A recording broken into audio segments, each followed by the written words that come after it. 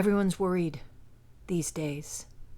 Worried about our health, worried about our economy, worried about our future, worried about our planet.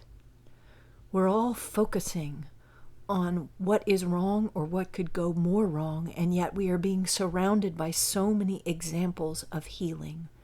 And all of the examples of healing show that when we recognize that we are all part of a whole, that we are all essential parts of a whole, and that we are all connected, healing happens.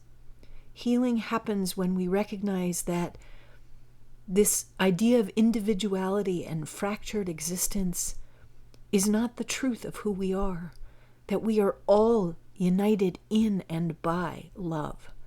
And that's why this practice of wholeness has to take a look at the areas of our lives where we have accepted the lie of lack. Lack is one of the best delusions there is to keep us believing that we do not have enough. There isn't enough, when in fact, there is more than enough in our world to take care of us all.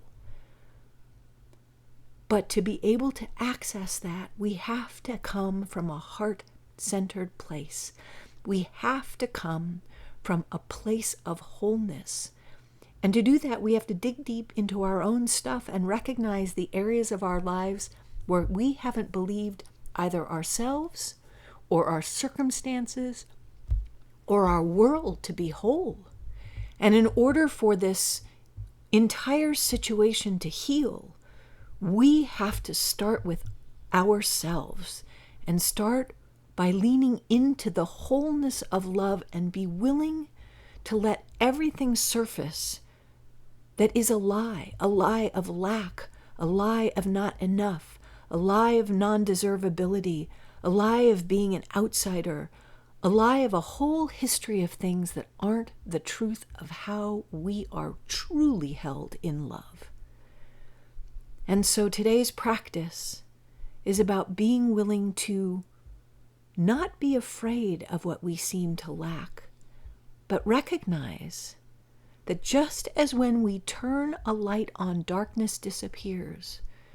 When we engage, embrace, invoke, and live in, as, and through love, lack disappears. Because love is our only source and resource, and that is where healing comes from.